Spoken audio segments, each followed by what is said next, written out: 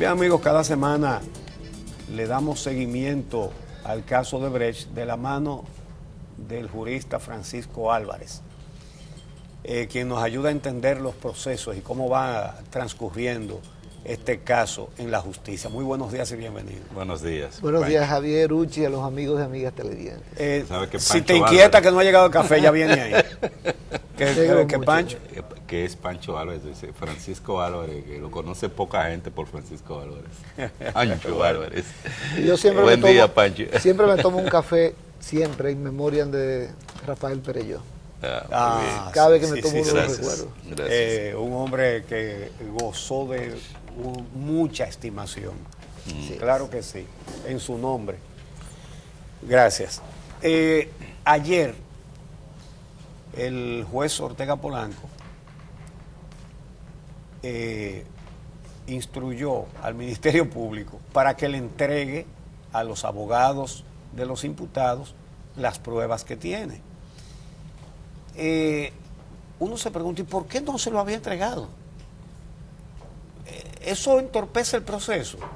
Porque si eso es una regla, pues cúmplanla para que el proceso no sea afectado con este tipo de cosas. Fíjate, en primer lugar, la gente que está siguiendo el proceso, que es mucha, porque este caso ha despertado mucho interés, con toda la razón del mundo. Claro. Se está televisando incluso, sí, casi pues, completo la audiencia. La gente que sigue la audiencia de manera coloquial dice, bueno, ya van 3 audiencias. Y dice que van 3 audiencias porque hubo una hace un mes y medio que se suspendió, martes hubo otra, miércoles, jueves, siguieron las audiencias y la gente lo computa por día. Es una sola audiencia, realmente, que se recesa, se suspende, pero es una sola audiencia. Claro, la gente lo ve y tiene que verlo de esa manera, y es útil que lo vea de esa manera. ¿Cuántas audiencias, comillas, o cuántos días se necesitan para conocer un caso de esta magnitud? Pero lo primero, y lo hemos señalado aquí desde el inicio, falta mucho tiempo. Sí. Esta es una audiencia preliminar, ni siquiera es la audiencia de fondo. No se está conociendo el caso de fondo. Aquí no va a venir una decisión para condenar a nadie, sino para saber si se envía a juicio de fondo a los imputados o no. Esa es la misión del juez de la audiencia preliminar, del juez de la instrucción especial en este caso.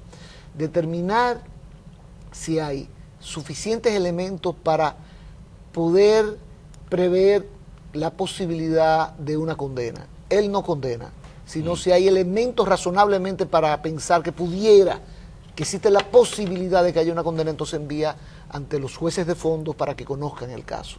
La segunda misión del juez de la audiencia preliminar es depurar las pruebas, porque las pruebas que van a juicio de fondo tienen que ser aquellas que se hayan obtenido legalmente, vamos a decirlo de esa manera. O sea que los imputados van a tener la oportunidad de pedir la exclusión de las pruebas que, en su opinión, han sido obtenidas de manera ilegal, y el juez decidirá al respecto.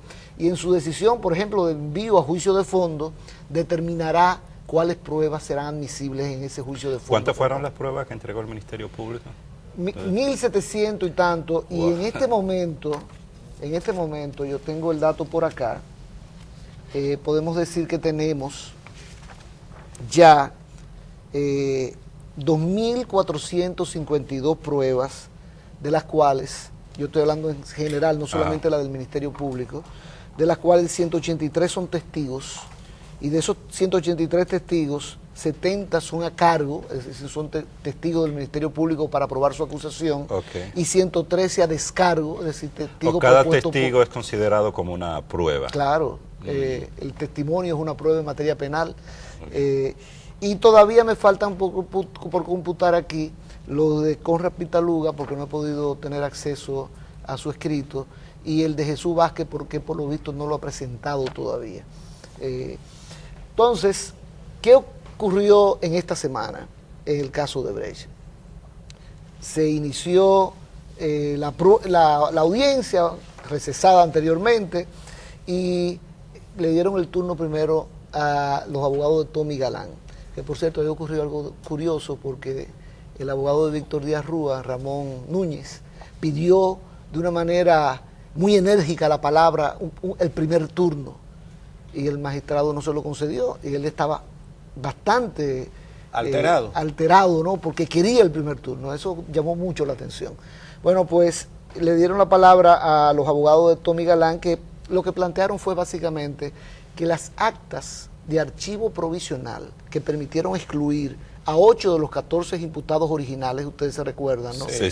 Fueran aportadas al juicio. Esa fue la petición de los abogados de Tommy Galán, que fue rechazada por el tribunal. Bueno, ¿qué alegan los abogados de Tommy Galán? Que ahí pudieran haber elementos que pudieran incidir en el caso de su cliente. Y yo creo que donde va dirigido el tema es a lo que se llama el principio de igualdad, la no discriminación en la aplicación de la ley. Ellos andan buscando un trato desigual que favoreció a esos imputados ahora ya excluidos provisionalmente del caso, para ver si es la misma situación de ellos y decir, ¿por qué aquellos se excluyen y a mí no? Sí, eso está claro. Esa es la finalidad. Pero bueno, ese tema, una vez agotado ese tema, en la audiencia del martes, pues ocurrió que le dieron la palabra a Ramón Núñez, que le había pedido, ¿no? Abogado de Víctor Díaz. ¿Qué dijo Ramón Núñez? Y Ramón Núñez, pues en ese momento, lo que pidió fue, es que yo quería la palabra porque esta audiencia está suspendida. Esta audiencia, no es que usted tiene que ordenar su suspensión, magistrado, es que está suspendida, no se puede conocer.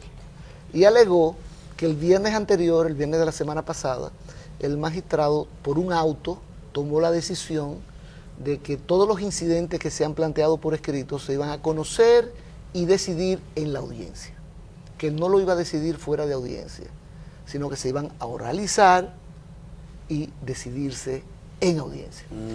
Eso fue el viernes de la semana pasada. Ramón Núñez, que es un abogado, un técnico excelente, señaló, bueno, lo que ocurre es que esa decisión suya es susceptible de un recurso de oposición fuera de audiencia.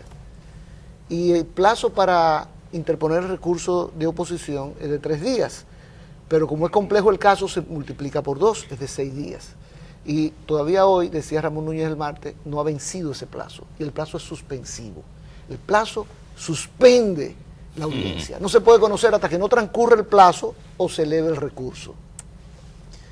El magistrado se retiró a deliberar, volvió con su decisión diciendo, rechazado el incidente, en razón de que el Código Procesal Penal establece que lo que suspende la audiencia no es el plazo, sino la interposición del recurso.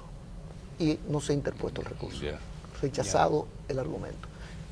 Y en ese momento, pues, se le cedió la palabra a los abogados de Víctor, bueno, siguieron los abogados de Víctor Díaz Rúa, obviamente, y lo que en ese momento, y ocurrió ya en el día de ayer, pedían era que se le entregaran pruebas que no habían sido puestas a su disposición. No se le habían entregado, claro. Y ese era un tema bastante delicado, tiene que ver con el derecho de defensa. Los imputados, todos tienen que tener las pruebas en sus manos para poder defenderse de ellas. Todas las pruebas. Todas las pruebas, sin exclusión. Entonces, no presentarlas es picharle blandito para que baten. Ahí hay un tema que el Ministerio Público tiene que cuidar. Porque el Código Procesal Penal dice que cuando se presenta acusación, la Secretaría del Tribunal notifica la acusación a los imputados y ordena al Ministerio Público que ponga a disposición de los imputados todas las pruebas. Claro. Lo que dice el Código es que el Ministerio Público es que tiene que tomar esa iniciativa. Ahora, ¿qué hizo el juez en el día de ayer? Esa petición de Víctor Díaz de que no había podido tener acceso a todas las pruebas era una petición también de varios de los imputados, lo habían puesto hasta por escrito. Y el juez quiso depurar el proceso, purgarlo en cuanto a ese tema. Y dijo, ¿quiénes más? Y levantaron, creo que la mano casi todos menos 2, menos 1. El único que alegó que había conocido todas las pruebas ya era Roberto Rodríguez. Todos los demás dijeron que de alguna manera u otra le faltaban pruebas por conocer.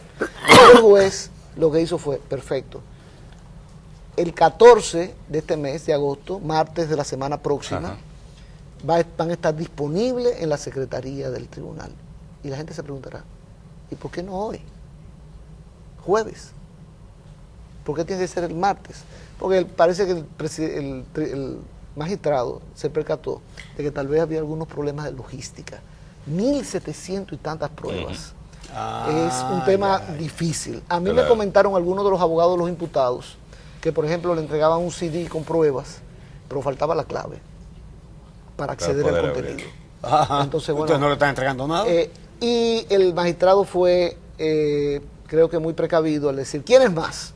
Sí. ¿Y cuáles son las pruebas que le faltan? Entonces, todo eso se va a organizar de aquí al martes, para que el martes, cuando vayan, Se le puedan entregue. recibir todas las pruebas. Y fijó la audiencia para el 21 de agosto para poder continuar con el conocimiento del caso. Y la gente dirá, ¿y ya se va a comenzar a conocer el caso? Pues miren, yo estaba revisando algunos números y me encontré con que hay todavía alrededor de 25 incidentes más. Que se pueden presentar. No, que se pueden presentar, no, que están por escrito depositados. Ya se han presentado. Está en los escritos de defensa de Ya. cada uno de ellos. Por ejemplo, Víctor Díaz Rúa tiene 8 incidentes. ¿Cuál es la explicación de tantos incidentes? ¿Son estrategias para demorar el juicio? ¿Por qué le conviene demorarlo? Porque no están presos. Mira, hay razones justificables. O sea, Amelia estaba mencionando esta mañana temprano acá algunas de ellas. He mencionado en el pasado que mientras el Ministerio Público tiene un plazo larguísimo para investigar y reunir sus pruebas y determinar su teoría del caso, cuando ya presenta acusación, a los imputados se les da un plazo de 5 días para estudiar todo eso y presentar sus escritos, y realmente es muy breve. ¿Qué hacemos los abogados?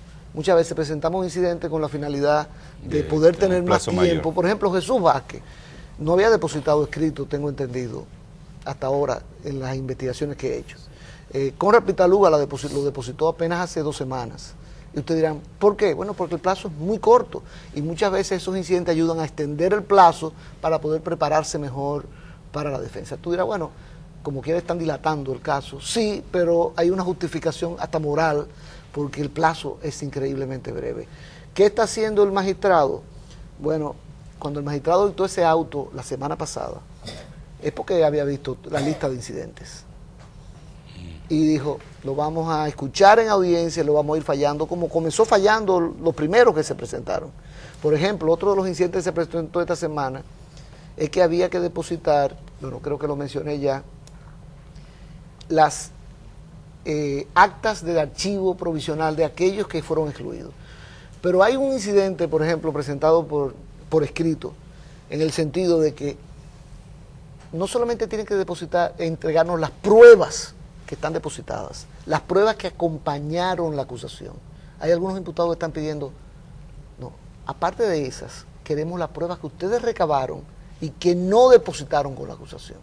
Porque el Ministerio Público, cuando investiga, recaba pruebas. No todas necesariamente las utiliza en su acusación. Algunas, tal vez por irrelevante, decide que no vale la pena depositarlas y las echa a un lado. Entonces, lo que está pidiendo creo que 2 de los imputados, es que esas pruebas que no fueron utilizadas sean aportadas también. Y se las tiene que dar. Si son impertinentes, irrelevantes, definitivamente que no. Pero bueno, si se comienza a discutir la pertinencia o no delante del tribunal, decidirá el tribunal si son Entonces, lo que tú pertinentes estás o no. diciendo, hay alrededor de, ¿cuánto? 25 incidentes que están presentados en los escritos. Eso tiene que hacerse en las audiencias de forma oral y ahí el juez entonces determina qué hacer con Ustedes se recuerdan la primera audiencia. A seguir Sí. utilizando el término coloquial de la gente que divide Ajá, el caso por por día, día, ¿no? En la primera audiencia, ¿qué pasó? Bueno, hubo un incidente, el juez dijo, oralícelo, vamos a conocerlo aquí. Ajá. Recuerdo que Carlos Salcedo se opuso a que se oralizara, el juez se retiró, por lo que el juez está haciendo ahora y le da potestad el Código Procesal Penal, es organizar cómo se va a manejar la audiencia preliminar. Y lo que decidió fue, pues, todos esos incidentes, yo los voy a escuchar y lo voy a decidir. Y desde ahora anticipo, la mayoría de esos incidentes el juez no lo va a decidir en esa audiencia, sino que va a posponer la decisión sobre el incidente para una sola sentencia, donde decida el fondo del caso y los incidentes que haya, pues... Es un mecanismo que evita que los abogados de los imputados manipulen el retraso o es un mecanismo o lleven a un proceso muy lento el exactamente, expediente. esa es la finalidad. Si conoce cada incidente y se retira de liberar para cada incidente, eso va a ser una pérdida enorme de tiempo. Si escucha las partes sobre el incidente y se reserva el fallo para decidirlo conjuntamente con el tema principal de que si ha lugar o no ha lugar a juicio de fondo, pues entonces se va a ahorrar muchísimas horas. Y eso es importante en un caso tan complejo como este. O sea que yo preveo que la mayoría de esos incidentes el juez se los va a reservar. Ayer, por cierto, interesante, el juez pretendió reservarse el fallo de esa petición de que le entregaran las pruebas, pero la defensa de Víctor Díaz hizo lo que se llama un recurso de oposición en audiencia. Magistrado, le pedimos que cambie su decisión. Eso es lo que se llama recurso de oposición. Y el magistrado, en un gesto de equilibrio, se percató de que tal vez había cometido un error reservándose el fallo sobre ese detalle, porque era dejar sin conocer las pruebas a los imputados, si eso podía viciar el proceso. ¿Qué hizo el magistrado? Admitió que su decisión anterior no era correcta, la varió y dio lugar a esta situación de que el martes todos van a ir a recoger las pruebas para que cuando el 21 se reanude la audiencia, nadie pueda alegar que no conoce las pruebas. Hay una petición que hizo Ángel Rondón, no recuerdo si fue en audiencia o fuera, lo dijo en una declaración a los medios de comunicación, y es de que el gerente principal de Odebrecht fuera llamado como testigo. Para que diga quién sobornó. Para que diga quién sobornó. Ayer el Procurador General de la República indicó que ya eso Odebrecht se lo había presentado en las declaraciones que entregó por escrito al Ministerio Público. ¿Cuál es tu opinión? Estamos hablando del empleado 54, aunque ya esa jerga quedó atrás, ¿no? Eso era cuando todavía en Estados Unidos se estaba investigando. No ponían los nombres. No ponen los nombres. Y entonces se hablaba de... El empleado número 1, ¿quién era?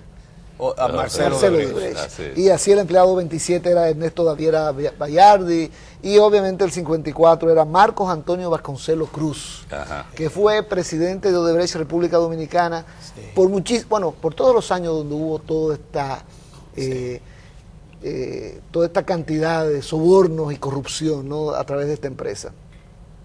Y Ángel Rondón fuera de audiencia, eso parecería como si fuera un juez o un abogado, pero fue realmente en un receso que fue entrevistado y dijo, hay que traer aquí a Marcos Vasconcelos Cruz. Mira, aunque a uno le cuesta a veces trabajo estar de acuerdo con Ángel Rondón. Determinadas personas. Cuando hay que estar de acuerdo, hay que estar de acuerdo. Sí, yo estoy completamente de acuerdo con él. Debió estar acá. Claro, era muy difícil para el Ministerio Público traerlo físicamente, porque el individuo está condenado en Brasil y cumpliendo condena. Sí. Creo que ahora prisión domiciliaria. Pero no, y el mismo acuerdo de la Procuraduría con la Odebrecht. Entonces era muy difícil realmente traerlo. O sea, no se puede señalar que eso es un error del Ministerio Público, no haber traído a ninguno de estos ejecutivos brasileños. Lo que desde el día 1 yo estoy señalando, aunque ya es tarde, pero quiero recordarlo, es que el Ministerio Público lo que debió haber hecho es lo que hicieron sus colegas peruanos. Eso lo hemos dicho en este programa 60 veces. Pedirle autorización a las autoridades brasileñas que se la hubiesen otorgado sin ninguna dificultad. Se lo han otorgado a todo el que lo ha pedido. Para que los fiscales dominicanos fueran a interrogar a estos ejecutivos brasileños sobre el caso dominicano. Pero hay una dificultad. El que está investigando no quiere saber, no quiere lo que va a surgir de esas cosas. Porque es que el gobierno está en una posición de demasiada debilidad frente a cualquier testimonio de cualquier brasileño. Lo que me alegó uno de los fiscales que está manejando el caso es que las autoridades brasileñas no iban a permitir traerlo físicamente. En ese momento yo le explicaba, pero es que Brasil es el país con mayor experiencia en Latinoamérica en lo que se llama interrogatorios a través de videoconferencia. Sí. Estos ejecutivos brasileños pudieron haber estado presentes en la audiencia por videoconferencia, sí, y pudieron ser interrogados como testigos por videoconferencia. Sí. Y hay un capítulo en el Código Procesal Penal que habla de la colaboración judicial internacional. Sí. Y la Fiscalía del Distrito Nacional, no sé la experiencia porque mi área de ejercicio, aunque tengo casos en algunas otras provincias, pero se radica principalmente en el Distrito Nacional, mi experiencia, ¿no? La Fiscalía del Distrito Nacional tiene más de 20 casos donde he utilizado la videoconferencia. ¿Ah, sí? Sí. Entonces, ¿por qué no se pudo haber utilizado en estos casos para la audiencia de fondo? Y yo digo algo más. Los fiscales brasileños que interrogaron a estos ejecutivos, ¿cuál era su principal interés?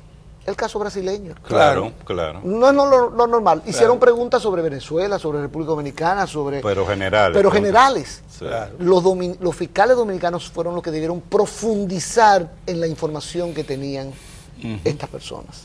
Ahora, el gran debate va a venir, y lo anticipo desde ahora, precisamente con respecto a la validez o no de esas declaraciones de estos ejecutivos brasileños.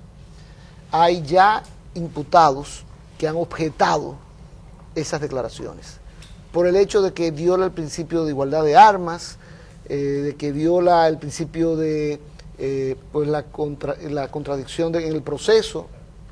Me refiero, los imputados no van a tener la oportunidad de contrainterrogar a estas personas. Ahí está su declaración, pero se le ha impedido a los imputados poder contrainterrogarlos. Fueron interrogados por fiscales brasileños, pero no se le está dando la oportunidad a los abogados de los imputados de contrainterrogarlos. Y van a alegar la nulidad, algunos de ellos, de esas declaraciones. Digo algunos de ellos porque otros imputados están haciendo uso de esas declaraciones. Significa que no van a objetarlas. Claro, porque es que algunas de esas declaraciones son efectivamente muy vagas. Y ya dieron lugar al comentario aquel de Miriam Germán, que ustedes recordarán, ¿no? Claro. Y ese debate va a ser muy interesante desde el punto de vista jurídico para saber cuál es la decisión del juez de si permite esas pruebas, que son esas declaraciones de estos ejecutivos brasileños, basado en el principio de libertad probatoria. Y yo sé que los fiscales, porque me lo han comentado, están preparados para ese debate. Teniendo en cuenta el número de imputados, la posible cantidad de incidentes que se presenten en este caso, tú con tu experiencia, ¿cuánto estima que puede durar un proceso de esta naturaleza en su audiencia preliminar, en su versión preliminar? Miren, si yo comienzo a hablar de la experiencia que he tenido, en lo que se llama el nuevo código, ¿no? Que ya no es nuevo nada. El caso, para hablar de casos importantes, ¿no? Que han tenido la atención del público, ahora mismo el caso Peravia, la audiencia preliminar duró más de un año. No me digas. Más de un año.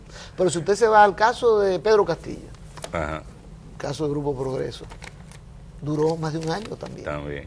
O sea, estamos hablando de la audiencia preliminar, no estoy hablando de más nada. Ajá. Ahora, yo he estado siguiendo con mucha atención la forma de conducir el proceso del magistrado Ortega Polanco. Y bueno, yo esperaba que al inicio del proceso, de la audiencia preliminar, el magistrado, dentro del proceso de reorganización de cómo se va a celebrar la audiencia preliminar, fijara un calendario de audiencias. Por ejemplo, para el caso Peravia, que ahora va a juicio de fondo, ya tiene su calendario de audiencia. Muchos jueces están haciendo eso. ¿Para qué? Para que los abogados del caso sepan que los martes y los jueves, por ejemplo, de cada semana no hagan compromisos, porque va a haber audiencia de este caso. Entonces, pues todavía habrá que ver si el magistrado Ortega Polanco va a seguir esa, que ya un precedente importante en muchos tribunales, de fijar calendario de audiencia. Él definitivamente que mandó un mensaje de que va a prestarle atención al caso. ¿Por qué? El martes la audiencia se continuó el miércoles. Ajá. O sea, no fue que el martes la pospuso para dentro de 2 semanas, dentro de 9 días, 8 días, no, para el día siguiente. Y si el magistrado pues le dedica 2 o 3 audiencias semanales al caso, el caso pudiera estar decidido en audiencia preliminar en los próximos 3 meses. Si sigue esa rutina que otros tribunales ya están siguiendo. Si sigue lo que hacen también otros tribunales, que es sencillamente las audiencias deben estar dentro de los primeros 10, dentro de los 10 días, una de la siguiente. entonces, pero si es cada 10 días, se va a prolongar tal vez alrededor de un año. No creo que es lo que va a ocurrir con este caso, porque la atención pública es importante, y el magistrado lo sabe, los abogados lo saben, los fiscales lo saben, y esto no es cuestión de que están llevando un caso como caña para el ingenio. Yo creo que el magistrado está actuando con prudencia, pero tiene que hacer algo que a los jueces dominicanos les resulta difícil. Y a los abogados nos encanta pasarnos hablando todo el tiempo. Y si no nos limitan el tiempo, nos pasamos el día entero, uno solo hablando. El hecho de que el Ministerio Público Dominicano no se interesó en interrogar a los brasileños, ni yendo a Brasil como hicieron los de Perú, ni por videoconferencia como se ha hecho varias veces, como tú lo señalaste aquí en la República Dominicana, que se han hecho interrogatorios por esa vía electrónica. No se interesaron. Tampoco se interesó en las auditorías a las obras para determinar la sobrevaloración. Entonces, aquí ya conocemos algunos mecanismos de la impunidad. Archivo definitivo, no al lugar, prohibición a una fiscal para que haga una investigación, cosa insólita. El próximo mecanismo de la impunidad puede ser, entonces, presentar un expediente cojo, incompleto, calimocho y torcido, lo que denunció la juez Miriam Germán. Entonces, este proceso ya no tiene las declaraciones de los brasileños, no tiene las sobrevaluaciones de las obras. ¿Qué le queda o qué le va a quedar o qué le puede quedar al esqueleto de este expediente? Mira, desde el día 1 que vine aquí a hablar del caso de Brecht, mencioné que sería especular de mi parte, sin conocer las pruebas, hablar de la consistencia de la acusación. Yo puedo comentar detalles concretos, por ejemplo, ese tema de la sobrevaluación. ¿Qué va a decir la Procuraduría? Que solicitó a la Cámara de Cuentas el experticio, la experticia correspondiente. ¿Y la Cámara de Cuentas no quiere? Bueno, pero el Procurador General va a decir, yo no tengo que ver con eso. Ajá. Yo la solicité, que era lo que podía hacer. Sí, ¿cuándo lo solicitó? Hace ya más de un año. Sí, hace más de- Hace más de un año. Sí, Ahora, pero eso tenía que haberlo hecho desde el primer día. Sí, pero la preocupación es por qué, si vamos a examinar el panorama completo, ¿por qué la Cámara de Cuentas todavía hoy? Porque es del partido que tiene la estructura para esos actos de corrupción. Pero uno tiene que hacerse la pregunta. La respuesta la conoce todo el mundo, ¿no? Pero uno tiene que hacerse la pregunta. Por eso es que es tan importante ir a la audiencia del domingo. De la audiencia a popular. la marcha. A la marcha. A la audiencia del pueblo. Ah, ok. Sí. Ok. ¿Por qué? Porque uno lo que está pidiendo sencillamente es que cese la impunidad. Claro. Y yo estoy seguro que si tú le preguntas a Danilo Medina, ¿usted está de acuerdo con que cese la impunidad? ¿Qué va a decir él? Y si tú le preguntas a cualquiera de los políticos nuestros, ¿qué va a decir? La pregunta es si es sincero o no, si está actuando en esa dirección o no. A propósito de eso, porque tú has tocado un tema, aunque no te lo preguntamos, que creo que le da un giro a esta conversación interesantísimo. Y es vincular el proceso con los reclamos de justicia independiente para el fin de la impunidad. Mecanismos para blindar la independencia de la justicia, pensando en que viene un proceso electoral y así como el 4% intimó a todos los candidatos a que dijeran su posición en relación con la ley de educación y todos tuvieron que decir que la apoyaban, y ahí está el 4%. Un gran acuerdo nacional y además poner a todos los candidatos en el compromiso de definirse sobre mecanismos contra la impunidad, que pueden ser, por ustedes los juristas, señalados específicamente y previamente. Mira, hay varios eventos en el futuro cercano que tiene mucho que ver con eso que tú estás hablando. Está en curso en este momento una evaluación del Ministerio Público, de un concurso del Ministerio Público. ¿Cuál es tu opinión sobre ese concurso? Que con respecto a la magistrada Jenny Berenice Reynoso, la magistrada Luisa Liranzo, la magistrada Olga Diná, la magistrada de La Vega, hay varias en esa situación, no se cumplió con la ley. ¿Por qué? Porque la ley establece un periodo máximo de 8 años en una posición, no pueden pasar de 8 años, dividido en 2 periodos de 4. Ajá. La magistrada, voy a poner el caso específico de Jenny Berenice Reynoso, que es aplicable a varias. La magistrada Jenny Berenice Reynoso fue elegida por concurso fiscal de Santiago. Y en el 2011, a raíz de que se elevó a Moscoso Segarra a la Suprema Corte de Justicia, se le trasladó a ella al Distrito Nacional. Ahí cumplió su primer periodo de 4 años, pero no fue llamada a evaluación de desempeño. No se le hizo una evaluación. De desempeño como manda la ley. Culpa de ella. No ¿En es ella qué año fue? No es ella que se autoevalúa. Exacto. En el 2000, ¿cuándo correspondía la evaluación? 2011, 4 años después, 2015. Ok. Le tocaba su evaluación de desempeño. No fue llamada evaluación de desempeño. Claro, ella siguió en el cargo hasta que se designara su sustituta o se reevaluara y se le confirmara para el segundo periodo.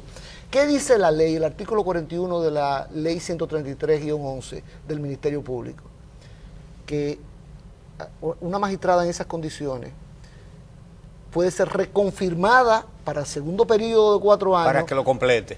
Previa evaluación de desempeño, no previo concurso. Exacto. Y evaluación de desempeño y concurso son 2 cosas completamente diferentes. Claro. ¿Usted sabe lo que implica concurso? Evaluación psicosométrica. Usted va a someter una evaluación psicosométrica a una persona que ya tiene 4 años en su posición, usted lo que tiene que evaluar su desempeño. Sí. Su situación curricular, todo eso ya se conoció. Ya se evaluó. Se evaluó. Usted la va a someter al mismo rigor de todos los demás. No es necesario, la ley lo previó de esa manera.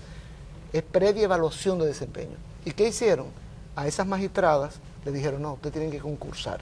Y ellas dijeron, no creemos que eso sea lo que dice la ley. De hecho, Jenny Berenice Reynoso envió un tuit semanas antes de que se anunciara el concurso, diciendo que estaba de acuerdo con los concursos y que en su caso estaba dispuesta a someterse a evaluación de desempeño para determinar si se seguía o no en el cargo. Pero eso no fue lo que se hizo. Eso es lo que manda la ley, pero eso no fue lo que se hizo. Claro. Okay. Ahora, yo estoy completamente de acuerdo con los concursos dentro del Ministerio Público, con la carrera del Ministerio Público, claro, con la movilidad dentro del Ministerio Público, pero respetando la ley. A ella le quedaban 1 año y 4 meses, sí, 1 año y medio prácticamente adicional. ¿Por qué cortarla en este momento? Hay prisa. Sí. Hay prisa. Ahora, perdón. Tú hablabas de ese como un elemento importante en materia de combatir la impunidad. Pero no quiero perder la idea que planteé. Para volver a tu idea. Pues entonces vuelve. Entonces, ¿qué otros aspectos son importantes para enfrentar la impunidad? Bueno, ya dije, dentro del marco ya dije el concurso del Ministerio Público. Eso hay que darle la legitimidad que permita ganar la confianza de la ciudadanía. Pero próximamente hay que convocar al Consejo Nacional de la Magistratura para evaluar la Suprema Corte de Justicia. Eso se vence en diciembre. Completa. Todos los jueces, excepto los que fueron designados ahora, que no han cumplido 7 años. Exactamente. Porque la evaluación es a los 7 años. Exactamente. Excepto los que fueron designados, que fueron 3 o 4. Francisco Ortega Polanco, creo los que otros tienen todos que ser evaluados, incluyendo Ajá. Francisco Ortega Polanco. Él no fue designado ahora. No, pero 1 año después. Fue 1 año después. Sí. Aterricemos. Pero tienen que ser, la Suprema va a ser evaluada. Y el Tribunal Constitucional, tengo entendido que van a ser sustituidos de 4 a 6 jueces del Tribunal Constitucional. Esos son aspectos fundamentales si queremos realmente tener una justicia independiente. Antes de las elecciones, uno aguanta un pacto electoral. Mira, se está acabando el programa y no hemos llegado a donde quiero llegar. Vamos a ver. ¿Qué habría que establecer en una constitución para evitar la situación actual en que no solamente pusieron a militantes y cuadros políticos en los puestos de jueces, sino que ahora están purgando a los fiscales independientes para poner políticos también? Bueno, yo siempre he dicho que hay que establecer en la Constitución la inhabilitación de aquellas personas por un número de años que hayan sido miembros de partidos políticos. Exacto. Y, por ejemplo, yo diría que en la Suprema Corte de Justicia no pueden entrar abogados a la Suprema Corte, que tienen que ser de carrera. Todos los jueces que lleguen a la Suprema tienen que ser de carrera. El Procurador General de la República debería ser designado de una terna que le someta el Ministerio Público al Presidente de la República. En Brasil, ¿ustedes saben qué ocurrió? No lo dice la ley, sino una práctica. De buenas a primeras, por los problemas de que el presidente designaba al procurador, la carrera del Ministerio Público le somete al presidente una terna y el presidente elige entre esa terna que le somete el Ministerio Público. Y debería ser de carrera el Procurador General de la República. Yo sé que algunos van a decir, no, es una posición política.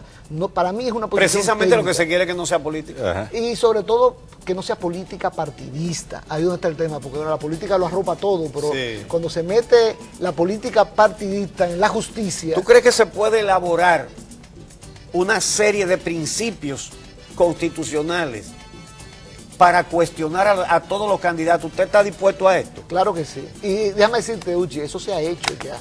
En el pasado, muchas de esas ideas han salido a flote y nadie la ha tomado en cuenta. Pero eso se puede perfectamente hacer. Yo sé que tú estás tratando de seguir la huella del caso del 4%. Claro, bueno, tuvo éxito. Muchísimas gracias, Pancho Álvarez, por acompañarnos como cada semana a analizar el caso de la audiencia preliminar que se lleva en torno a Odebrecht, este escándalo de corrupción. A todos ustedes, muchísimas gracias.